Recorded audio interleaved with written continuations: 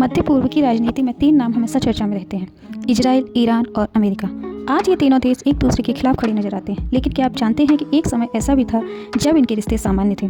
आखिर ऐसा क्या हुआ कि दोस्ती दुश्मनी में बदल गई? आइए पूरी कहानी समझते हैं, इतिहास से लेकर आज तक। द्वितीय विश्व युद्ध के बाद 1989 से पहले ईरान में शाह मोहम्मद रजा पहलवी का शासन था।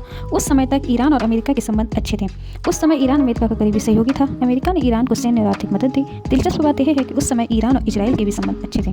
दोनों देशों के बीच व्यापार और सहयोग होता था, यानी 1989 से पहले तीनों देशों के बीच खुली दुश्मनी नहीं थी। 1989 में स्थिति उस समय बदली जब ईरान में इस्लामिक क्रांति हुई, शाह की सरकार गिर गई और आयतुल्लाह खुमैनी के नेतृत्व में नई सरकार बनी।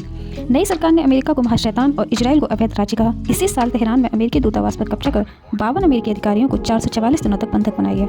यहीं से अमेरिका और ईरान के रिश्ते पूरी तरह टूट गए। अमेरिका और ईरान के बीच रिश्तों में बढ़ते तनाव के बीच अमेरिका और इजराइल के रिश्ते मजबूत हो रहे थे। अमेरिका 1948 में इजराइल की स्थापना के बाद से उसका बड़ा समर्थक रहा है। अमेरिका हर साल इजराइल को अरबों डॉलर की सैन्य सहायता देता है। अमेरिका के लिए ईरान मध्य पूर्व में एक रणनीतिक सहयोगी है। इसीलिए जब ईरान इजराइल का विरोध करता है तो अमेरिका भी ईरान के खिलाफ खड़ा दिखाई देता है।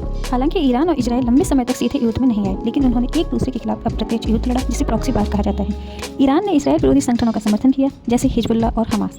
इजराइल ने जवाब में सीरिया और अन्य जगहों पर ईरान समर्थित ठिकानों पर हमले किए।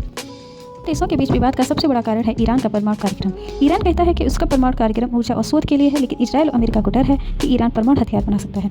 2015 में एक बड़ा समझौता हुआ, जिसे JCPOA कहा जाता है, जिसमें ईरान ने अपने परमाणु कार्यक्रम पर सीमाएं लगाने की बात मानी। लेकिन 2018 में अमेरिका इस समझौते से बाहर हो गया और फिर से ईरान पर प्रतिबंध लगा दिए गए। इसके बाद तनाव और बढ़ गया।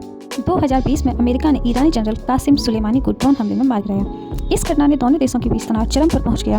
2023 के बाद इजराइल हमास युद्ध में भी ईरान का नाम सामने आया, क्योंकि वह हमास का समर्थक है। मिसाइल और ड्रोन हमलों की घटनाओं ने सीधे टकराव का खतरा बढ़ा दिया। इन तीनों देशों के बीच रिश्तों में आए उतार चढ़ाव का परिणाम आज पूरी दुनिया के सामने है, जो एक भयावह युद्ध का रूप ले चुका है। वर्तमान की घटनाओं को विस्तार से जानने के लिए चैनल को सब्सक्राइब जरूर करें।